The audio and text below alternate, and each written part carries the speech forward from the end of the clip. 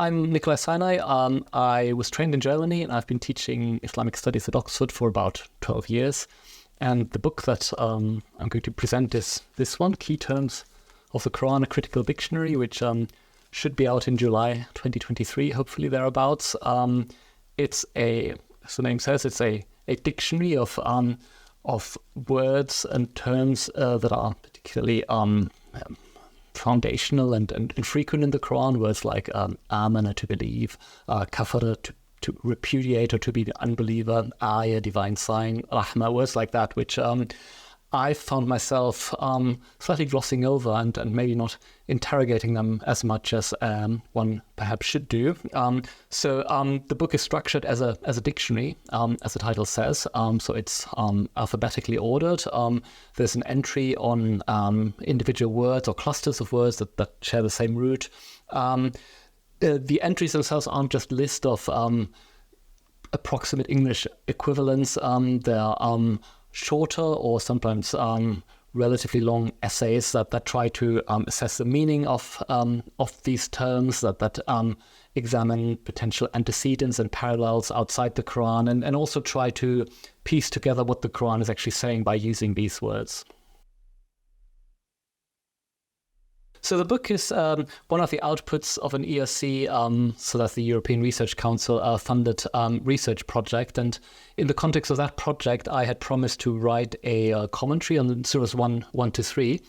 So I started with surah 1, and very quickly I realized I was getting drawn into all these conceptual digressions. So if you take something like Alhamdulillah, Rabbil Alameen, Ar-Rahman, Ar-Rahim, so there's already 4 or 5 really crucial words there, which initially I tried to accommodate by having little excursuses on, mercy in the Quran, on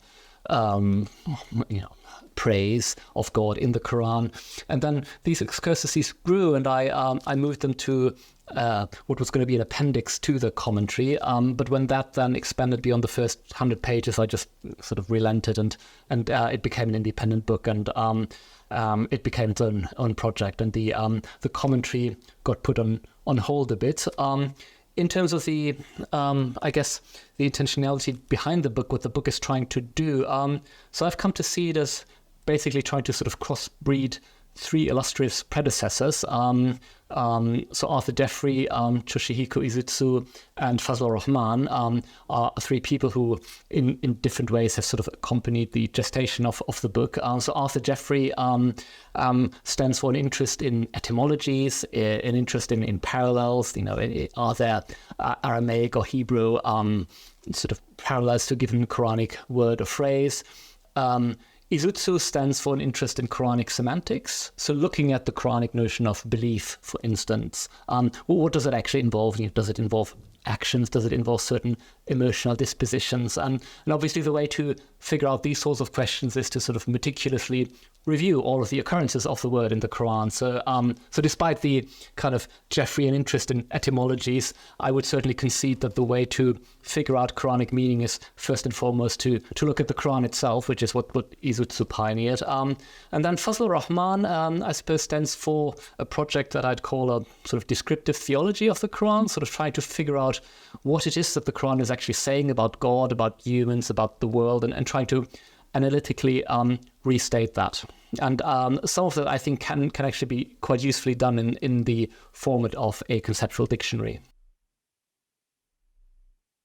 Yeah, I mean, in some way it's just it's sort of a more up-to-date write-up of the state of research. So it does rely a lot on recent work that's been done in sort of different domains. There's quite a lot of Arabian epigraphy that's now increasingly accessible even to non-specialists that I think is very relevant. So I think it's highly relevant, for instance, for understanding the meaning of the word Khalifa in the Quran. So I've got a 10-page entry on that, where I think that vicegerent is actually the correct translation rather than successor, which reviews an earlier publication of mine, and that's informed by Sabaig epigraphy. So I think the field has just moved on, but I also think there's value to be had from combining those approaches.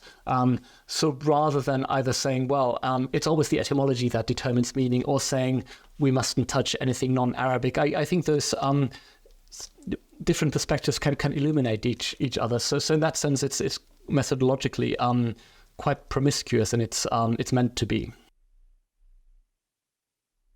Yeah, so what I'd really like to do next is now to actually, I guess, test drive this dictionary and finally progress work on the commentary and write a, I guess, historical critical commentary in surahs 1 to 3. All the excursuses now, I think, have been written, I hope, and I'm hoping that will be rather a shorter book than this, which has ended up being 800 pages.